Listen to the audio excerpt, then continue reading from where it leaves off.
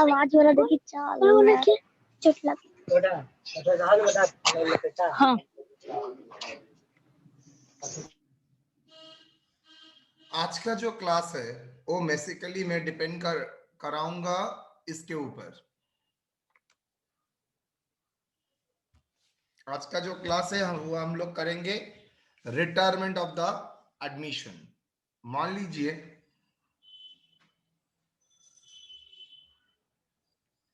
Admission के time क्या हुआ था, कोई पार्टनर बिजनेस में ज्वाइन किया था। रिटायरमेंट के टाइम ठीक उल्टा होगा, कोई पार्टनर चला जाएगा। इससे क्या डिफरेंस आएगा? कुछ अंतर नहीं होगा। एक पार्टनर तो चला जाएगा, तो पहले क्या करते थे, एग्जिस्टिंग पार्टनर सैक्रिफाइस करते थे, न्यू पार्टनर खरीदता था। अब जो ओल्ड पार्टनर वो चला जाएगा, जो एग्जिस्टिंग पार्टनर है उसको खरीदना पड़ेगा शेयर। तो आप जानते ही है जिस टाइम रिकॉन्स्टिट्यूशन ऑफ फॉर्म होता है, reconstitution of form, admission, retirement, death, whatever, जहां पर प्रॉफिट शेयरिंग रेशियो चेंज होता है, वहां पर आपको क्या करना पड़ेगा? रिवैल्यूएशन करना पड़ता है, रिजर्व को कंसिडर करना पड़ता है, गुडविल को कंसिडर करना पड़ता है। ये सब चीज को आपको देखना पड़ता है। तो रिटायरमेंट भी एक प्रकार का आप बोल सकते हैं रिकॉन्स्टिट्यूशन ऑफ फर्म। अगर जैसे ही रिकॉन्स्टिट्यूशन ऑफ फर्म है, जैसे एडमिशन किए थे, सेम तरीके से हम लोग एसेट को रिवैल्यू करेंगे, और गुडविल का भी मैटर, जॉइंट लाइफ पॉलिसी, ये सब एक्सेट्रा आ सकता है। रिजर्व को डिस्ट्रीब्यूशन, पास्ट अनएडजस्टेड लॉस का डिस्ट्रीब्यूशन, ये सब रहेगा। अगर आप रिकॉन्स्टिट्यूशन ऑफ फर्म देखेंगे तो याद रखिएगा, दो चीज आपके लिए वेरी इंपॉर्टेंट हो जाता है। एक, आपको एसेट को रिकास्ट करना पड़ता है, जिसके एसेट और लायबिलिटी को रिकास्ट करना पड़ता है, जिसके लिए आप रिवैल्यूएशन का हेल्प लेते हैं। और दूसरा कुछ टाइप का एडजस्टमेंट है जहां पर एसेट एंड लायबिलिटी को रिकास्ट नहीं करना पड़ता है, जो पहले था उसी फॉर्म में आपको रखना पड़ेगा, लेकिन उसका इफेक्ट लेना पड़ेगा। इसके लिए हम लोग करते हैं कैपिटल एडजस्टमेंट। आप देखिएगा जहां पर मैं जाऊंगा, वो चाहे एडमिशन हो, चाहे रिटायरमेंट हो, चाहे डेथ हो, एडमिशन कम रिटायरमेंट हो, डेथ कम एडमिशन हो, व्हाटएवर में भी सिचुएशन, सर आप एक चीज कॉमन देखिएगा, आइदर मैं एसेट को रिवैल्यू कर रहा हूं, रिकास्ट कर रहा हूं एसेट लायबिलिटी को, जिसके लिए मुझे रिवैल्यूएशन का हेल्प लेना पड़ता है, और दूसरा मैं एसेट लायबिलिटी को रिकास्ट नहीं करूंगा, लेकिन मैं उसका इफेक्ट बाइंग और सेलिंग, बिकॉज पहले जो पार्टनर का राइट्स था और अभी अगर जो राइट है उसमें अगर चेंज होता है, सो चेंज होने के लिए, ये जो अंतर होने के लिए उसका जो प्रोपोर्शनेट शेयर चेंज हो जाता है, वो उसका इफेक्ट भी थ्रू कैपिटल एडजस्टमेंट हम लोग दिखाते हैं। वो आइदर गुडविल फॉर्म में जाएगा और आइदर आइदर कैपिटल एडजस्टमेंट जाएगा और अकाउंट में raise and return of, anything you can do it. तो आज रिटायरमेंट मतलब सेम थिंग, यहाँ पर हम लोग सेम काम ही करेंगे, कोई अलग सा मैटर नहीं है यहाँ पर। तो चलिए हम लोग ठंडे दिमाग से सोचते हैं। रिटायरमेंट में हम लोगों का एक प्रॉब्लम देके मैं करूंगा same thing as reconstitution of form. चलिए मैं प्रॉब्लम आपके सामने प्रेजेंट करूंगा।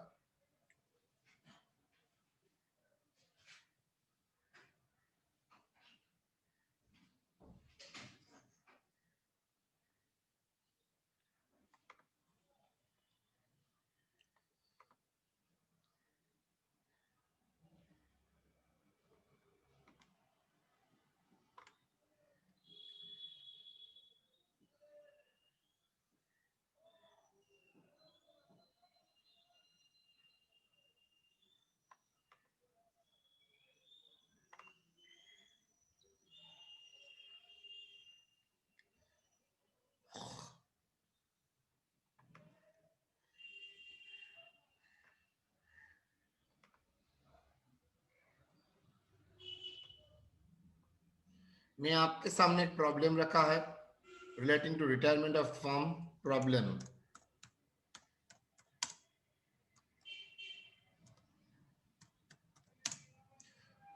Following is the balance sheet of A, B, and C, sharing profit and losses 5:3:2. Balance sheet as on 1/4/2020 was given below.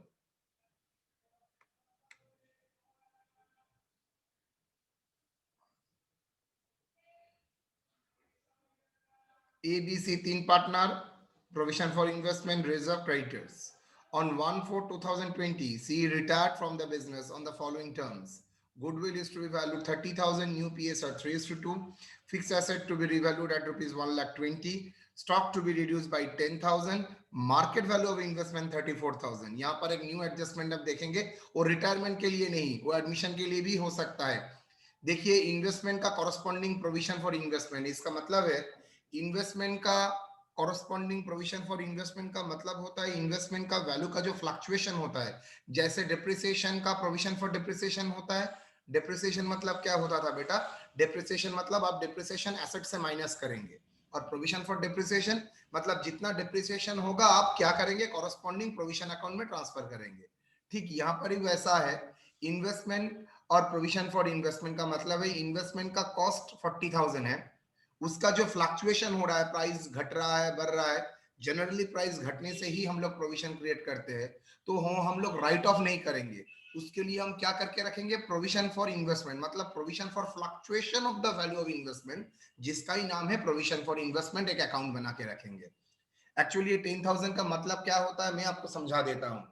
Investment का value था शायद 40,000, cost जिस price में खरीदा है, और मार्केट वैल्यू उस टाइम हो गया था 30,000, तो लॉजिकली 10,000 राइट ऑफ करना चाहिए था, लेकिन आपने 10,000 राइट ऑफ नहीं किया. आपने क्रिएट क्या किया? आपने provision for depreciation, provision for investment किया. मतलब नॉर्मली आपको क्या करना चाहिए था? आपको करना चाहिए था decrease in value of investment account debit to investment, वो आपने नहीं किया. टू इन्वेस्टमेंट के जगह आपने प्रोविजन फॉर इन्वेस्टमेंट क्रिएट करके रखा है, मतलब PL account debit to provision for investment ultimately किया है 10,000. मतलब मार्केट वैल्यू है 30,000, लेकिन आपने मार्केट वैल्यू में रिफ्लेक्ट नहीं किए. आपने इन्वेस्टमेंट को 40,000 कॉस्ट में रिफ्लेक्ट कराया है, और प्रोविजन फॉर इन्वेस्टमेंट बोल के 10,000 दिखाया है. करंट ईयर में इन्वेस्टमेंट का मार्केट वैल्यू हो गया 34,000. अगर 34 मार्केट वैल्यू हो जाता है, तो इन्वेस्टमेंट का मार्केट वैल्यू है 34,000, मतलब आपका प्रोविजन का कितना जरूरत है? 6,000.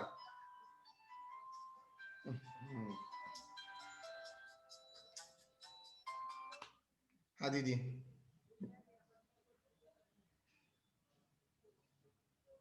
তো কি বলবো বলে দাও.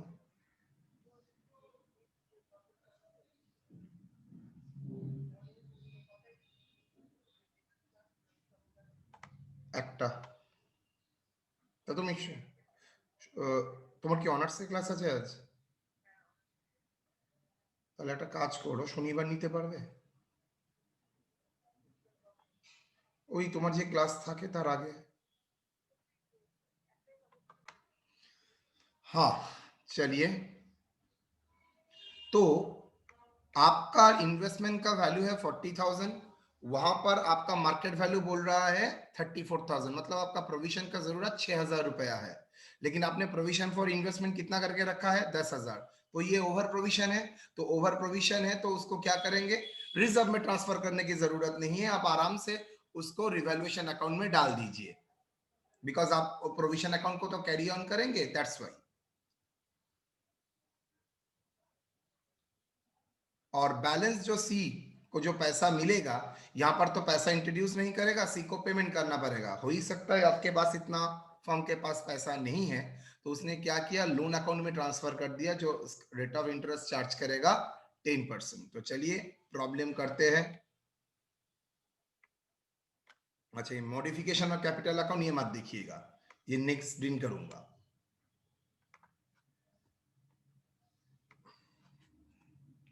चलिए सोल्यूशन.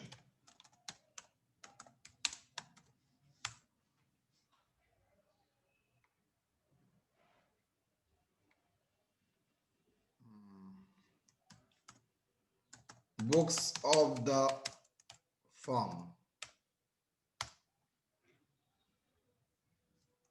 debit,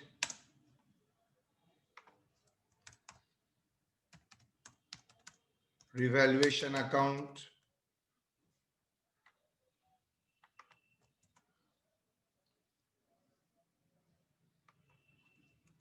credit.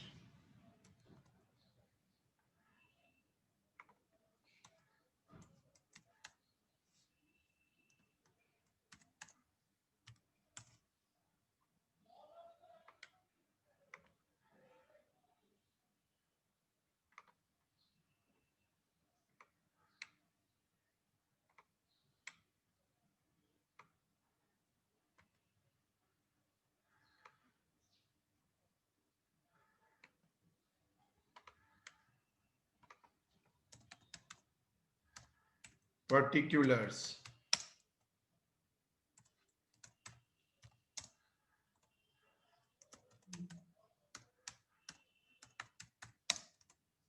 रुपीस 2 देखते हैं, 2 ना by. In fixed asset to be valued 1,40,000 कितना था? 1 लाख। बाबा फिक्स्ड एसेट का वैल्यू बहुत इंक्रीज किया। By fixed asset, fixed asset account 1,40,000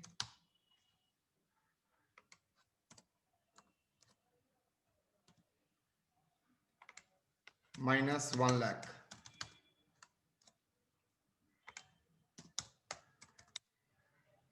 40,000।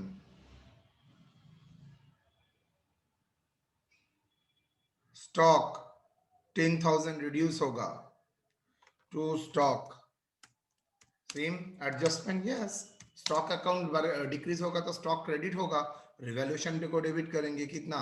Stock reduce by rupees 10,000। Over provision by provision for investment,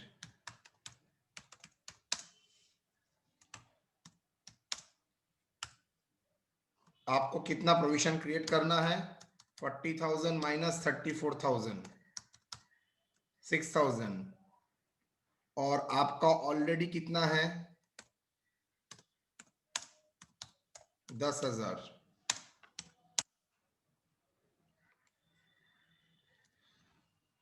तो आपका कितना अंडर प्रोविजन है?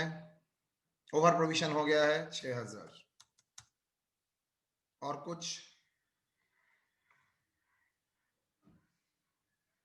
स्टॉक हो गया।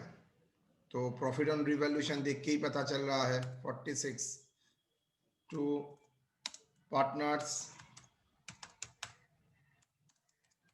Capital account, profit on revaluation.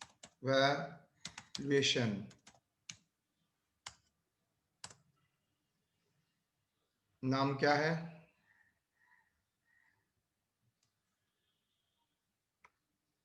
ABC, ABC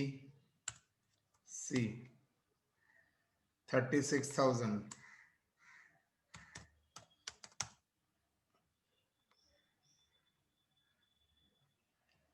532, 5:3:2।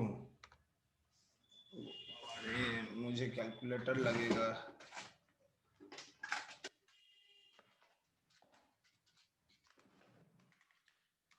36,000 divided by 10, 18,000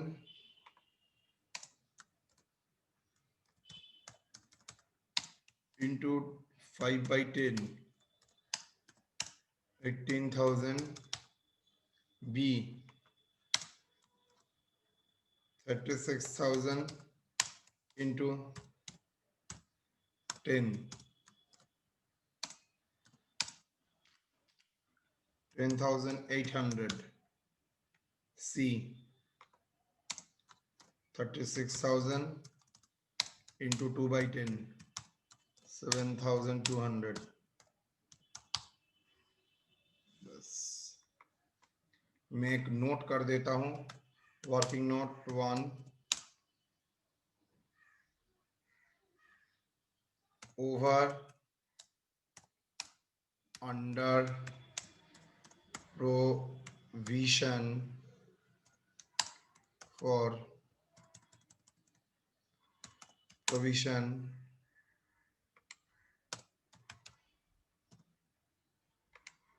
for investment.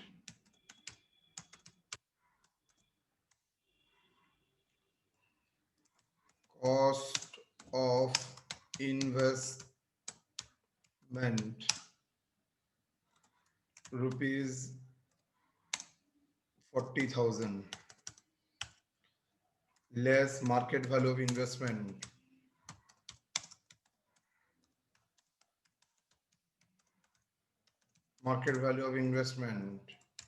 rupees 36,000. Is it 36? No, 34,000. Provision to be created. कितना? Rupees 6,000.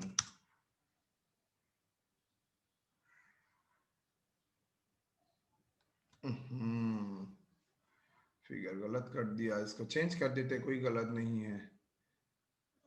Change करो, investment को 36 करो, कोई प्रॉब्लम नहीं है।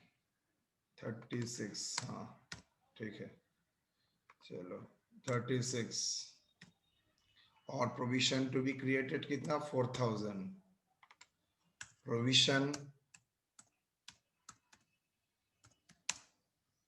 ऑलरेडी इन द बुक कितना? रुपीज 10,000।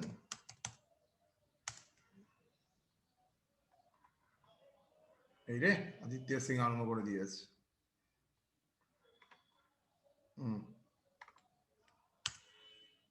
ओवर प्रोविजन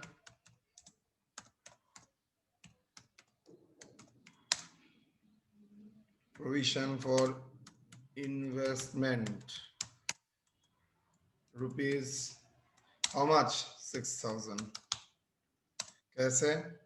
10,000 ऑलरेडी और होना चाहिए था 4,000, so that is equal to ये आ गया।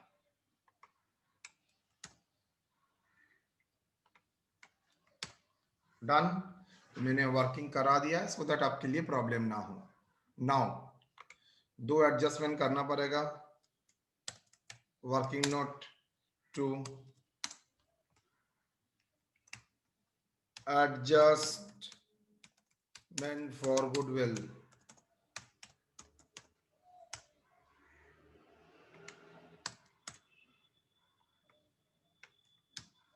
adjustment for goodwill,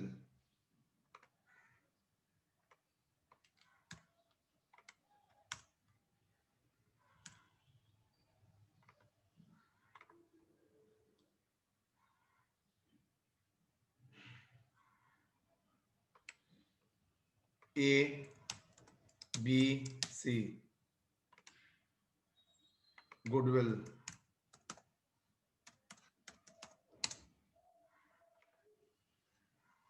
amount raised कितना? goodwill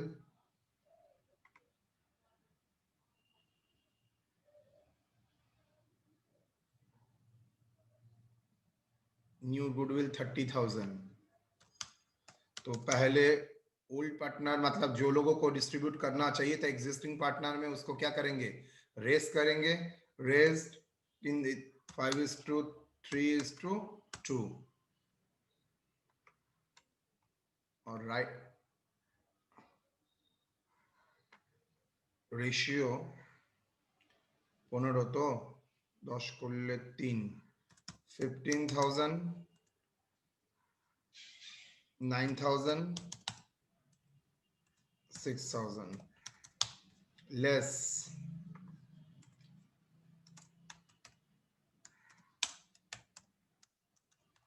written off among the new partner 3:2 new partnership, हाँ 3:2 कितना? वो भी 30,000।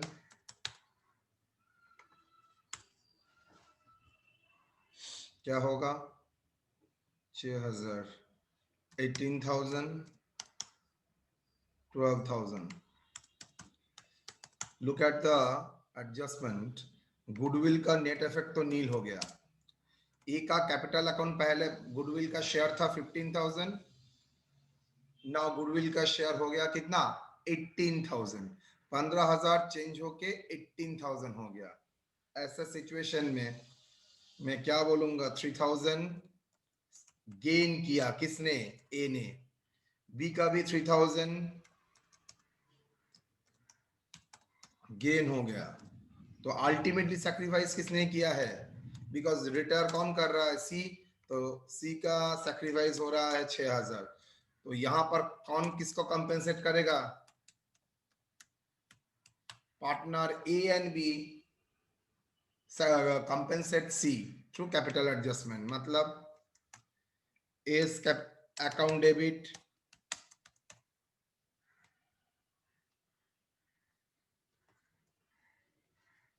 $3,000. B's account debit,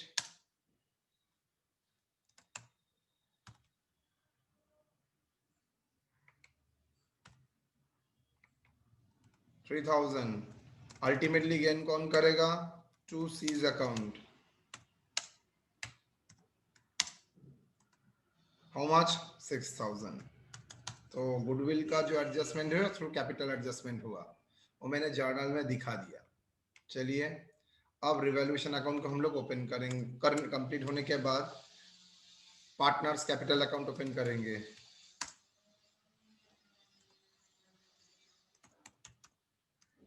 partners capital account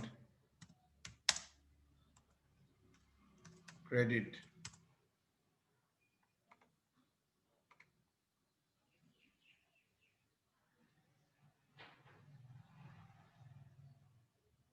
तीन तीन 6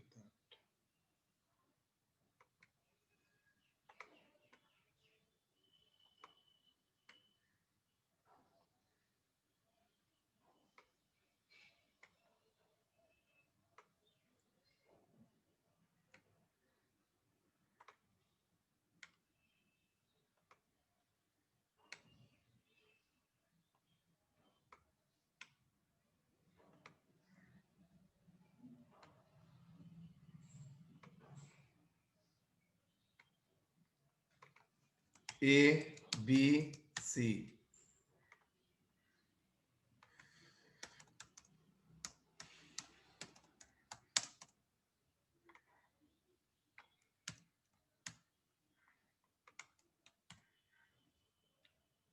डेट क्या है?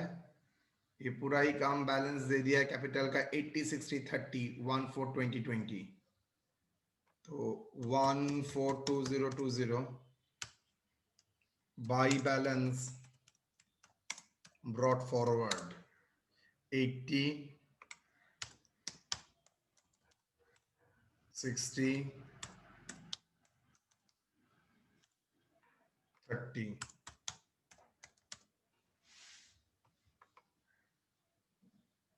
80 60 30. रिजर्व 60,000. चलिए रिजर्व, बिकॉज मुझे रिजर्व को डिस्ट्रीब्यूट करना पड़ेगा, तो रिजर्व को डिस्ट्रीब्यूट करता हूं. कॉन्स्टिट्यूशन चेंज हो रहा है तो रिजर्व को भी डिस्ट्रीब्यूट करना पड़ेगा. General reserve.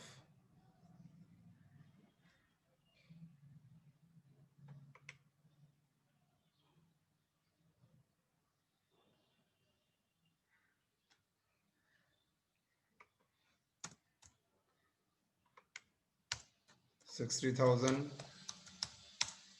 in 5:3:2.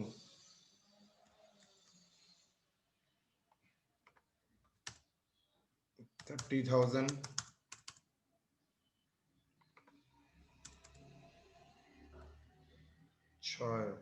18,000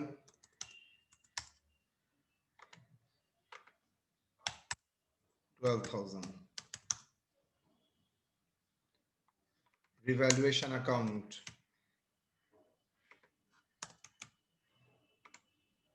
by revaluation account profit था which have already calculated 18 10,800 18,000 10,800 7,200 goodwill का एडजस्टमेंट कौन सैक्रिफाइस कर रहा है? सी, बिकॉज सी रिटायर कर रहा है, तो उसको कौन कॉम्पेंसेट करेगा? A and B. जो लोग गेन कर रहा है A account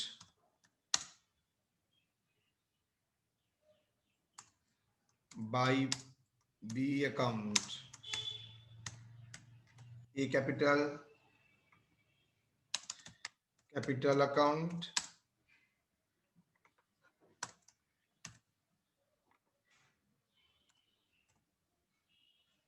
B's capital account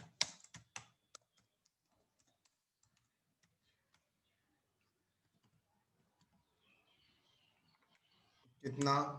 3,000 3,000 और टू सीज कैपिटल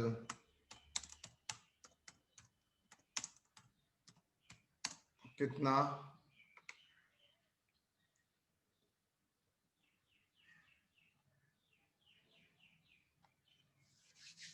3,000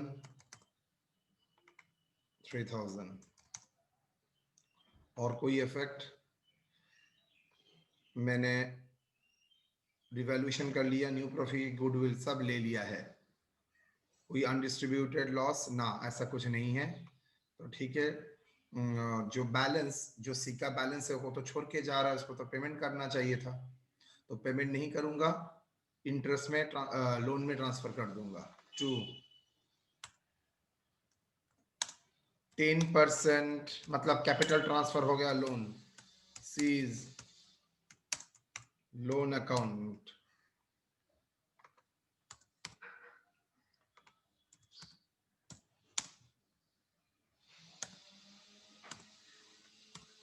कितना लोन में जाएगा? सब मुझे करके देखना पड़ेगा। सुई का ऑलरेडी बैलेंस था 30,000 प्लस जनरल रिजर्व में उसका शेयर है 12,000 plus 7,200 plus 6,000 55,200। Okay,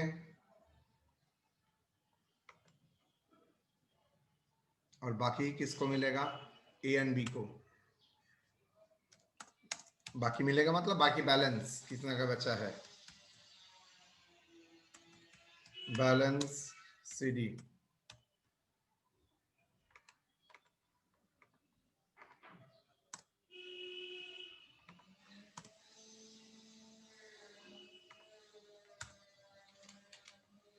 1,10,000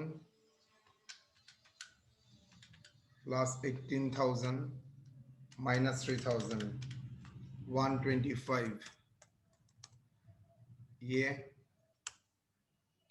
78,000 plus 10,800 minus 3,000 85,800 total 1,27,000, ये 88,800, that is 55,200।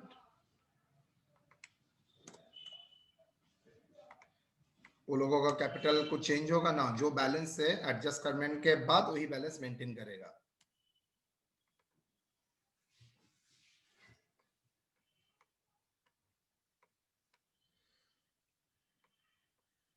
Okay, balance sheet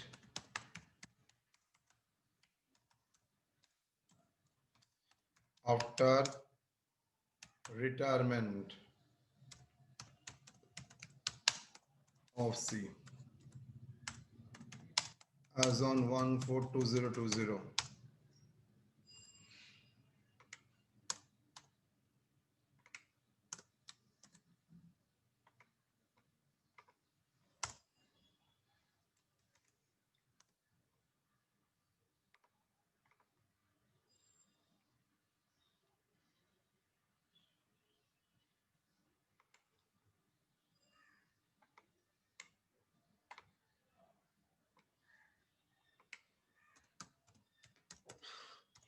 liabilities,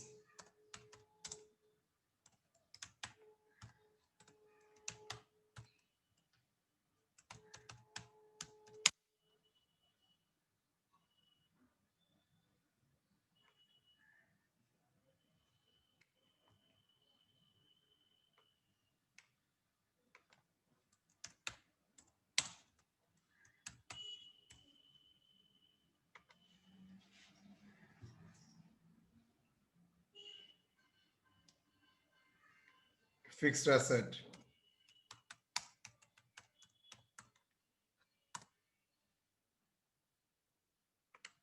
1,40,000, investment,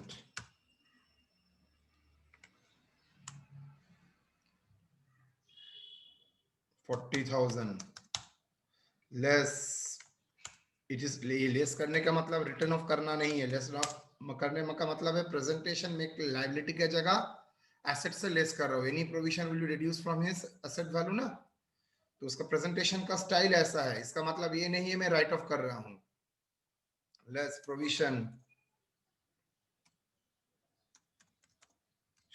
for investment.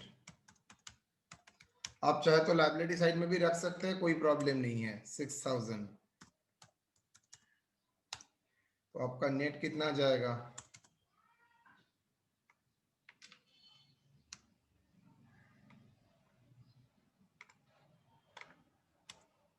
36, stock stock reduced by 10,000, 40,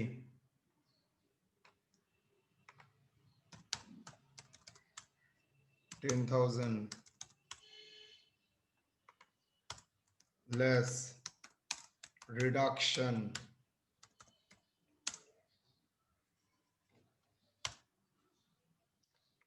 debtors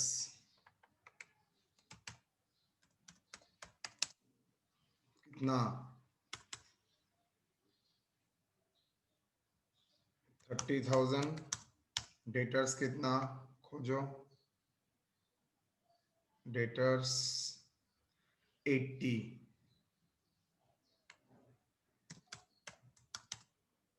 cash at bank, cash at bank,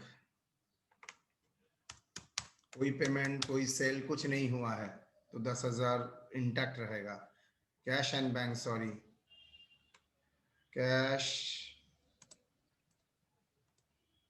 and bank, capital A B C तो और नहीं है sir, right, 1,25,000, 85,800, 1,25,000, 85,800 कितना आता है? 1,25,000 plus 85,800, 2,10,800, 55,200, वो क्या है सर? 10% सीज लोन अकाउंट, तो लोन में ट्रांसफर हो गया ना। ओके, क्रेडिटर्स, रिजर्व तो मैंने ट्रांसफर कर दिया था, क्रेडिटर्स कितना? प्रोविजन वहां पर लेस कर दिया, creditors 30,000,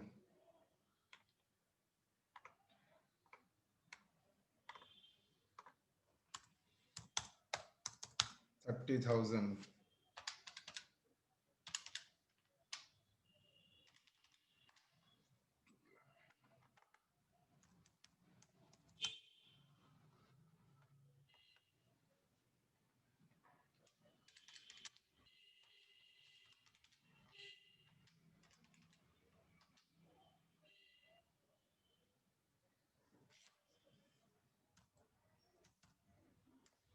2,96,000,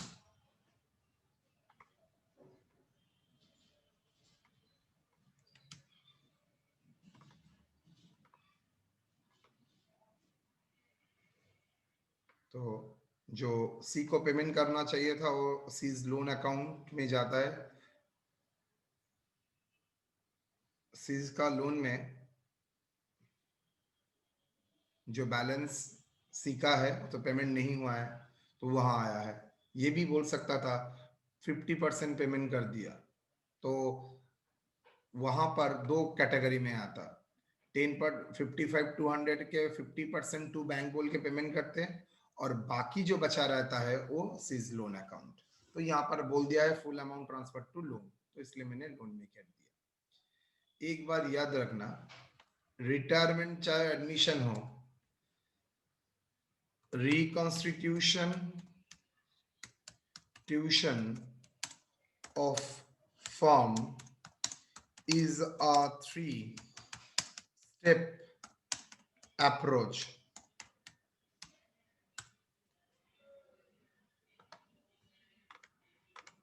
Step one,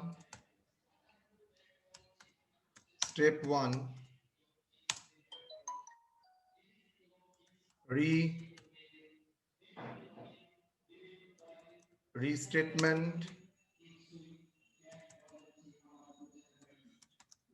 restatement of asset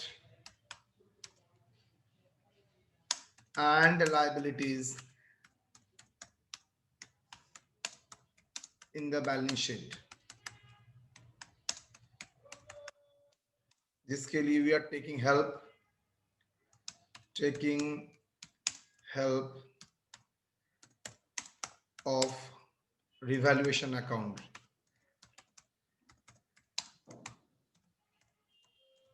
दूसरा, step 2, adjustment of capital account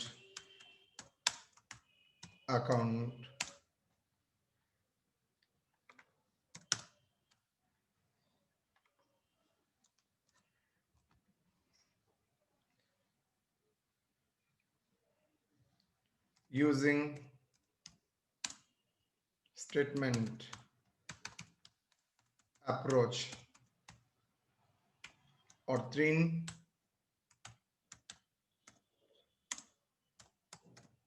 revision of capital balance। ये 3 ही आप देखिएगा आता है। एक reassessment of asset and liabilities, provision को चेंज करना, etcetera etcetera. Adjustment of capital account जैसे past losses, reserve, goodwill, undistributed loss, ये सब। और रिविजन ऑफ कैपिटल बैलेंस मतलब कैपिटल, न्यू पार्टनर कैपिटल लाएगा और ओल्ड पार्टनर कैपिटल लेके चला जाएगा, लोन में ट्रांसफर करेगा और उसका कैपिटल को पीएसआर में डिस्ट्रीब्यूट करना, ये सब। ये देखिएगा हर जगह में ये 3 स्टेप से प्रॉब्लम होगा, सो चाहे एडमिशन हो, रिटायरमेंट हो। इसलिए मैं बोलता हूं अगर एडमिशन समझ लिया, बाकी समझने में कोई प्रॉब्लम नहीं होगा, बिकॉज हर जगह तो सेमी कॉन्सेप्शन। ओके, तो देख लीजिए बेटा।